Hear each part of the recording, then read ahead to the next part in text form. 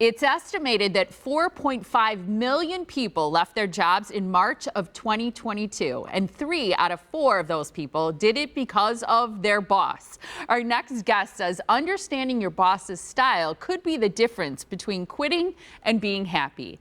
Jennifer Fondrevay wrote this book, Now What? A Survivor's Guide for Thriving. Chief Humanity Officer Jennifer joins us now. Good morning to you. Good morning, Molly. It's so wonderful to have you joining us. This great resignation continues, doesn't it? Yes, it does. And as you pointed out, with millions of people leaving, a big part of what can be driving them out is if their boss isn't someone who is inspiring them and giving them meaning and keeping them engaged. Yeah, so this study shows 75% or 3 out of 4 quit their bosses. And I heard that once. People don't leave bad jobs, they leave bad bosses. It seems like you would agree with that. I would, and it's unfortunate because I think particularly now, a big part of what's driving the Great Resignation is there's so much uncertainty. And a lot of bosses just don't have the toolkit to be leading their teams through this time of great uncertainty. One of the things that you talk about in your book are these 10 less than effective leadership styles that can really hurt a company's efforts to bring people together, to collaborate, and probably to retain really good employees. So should we talk about some of those styles? Yeah. And what I should say is those styles, my research was after mergers and acquisitions, which can be a really uncertain time for employees, and why it's relevant now because we're dealing with so much uncertainty. I think that's why the personalities are so helpful as people try and figure out how to work with these different personality types. Yeah, and I think it can be very complex and complicated, especially as we look at our own personalities and how we like to work or how we like to be managed, and then you're trying to understand and navigate somebody else's personality. So I like that you've given these different names. Let's start with the former rock star. What's up with this type of personality and boss style?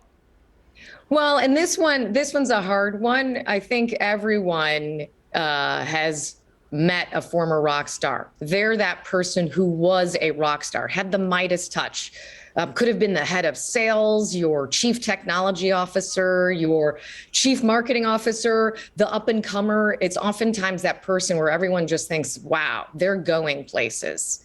But when the metrics for success at a company change, which they're changing for everyone right now, that rock star can stumble. They have a hard time pivoting, and they have a hard time embracing that what made them successful before isn't necessarily going to work now. So oftentimes it's really hard to witness because you see someone who you really had admired and who was inspiring, who starts to struggle. Yeah, I think a lot of us have seen that, maybe not in a boss, but in friends or coworkers. So I get that style. Right. The next one I think is really tough, and this is someone who has the know-it-all style. Yeah, so I think everyone knows a know-it-all. They're difficult because they squash collaboration. They're the person that tends to come into a meeting, is dismissive, says we've already tried that. And because they're collaboration killers, it really hinders innovation and creativity at a company and amongst teams. So a know-it-all can be really devastating to a company and its ability to move forward. Yeah, they're innovation killers, and I think idea killers too, which is maybe the same thing. Let's talk about the dominatrix.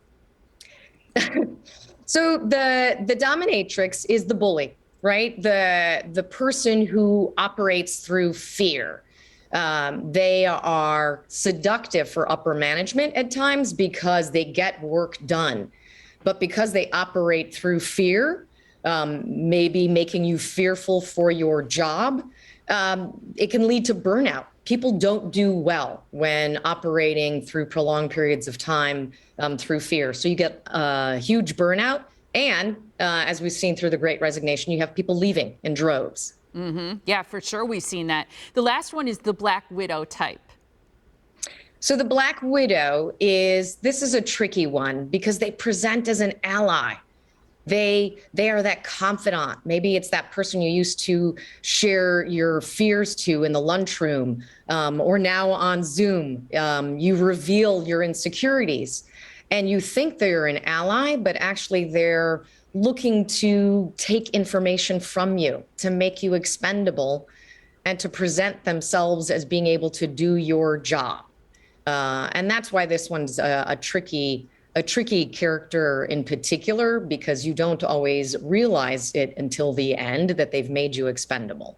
Yeah, that one makes me sad too. We ran out of time, but just very quickly, if you can, Jennifer, how is understanding our boss's style going to help us in the workplace? Well, I think it's important not only to understand your boss's style, but also to self-check. Oftentimes when I'm talking to people, they realize they've exhibited some of these personality traits. But in learning about how your boss operates, a key thing through the Great Resignation is so many of us have built equity in our companies. And so my advice always is learn how your boss operates and how you can navigate with that particular leadership style to create opportunities for you. Don't throw away what you've built, because there actually may be more opportunities now with so many people shifting jobs. So I'm encouraging people to figure out how your boss operates, check to make sure you're not becoming one of these personalities, and look to see where you can create opportunities for yourself. Such great advice and wonderful to talk about that. Jennifer, thank you so much.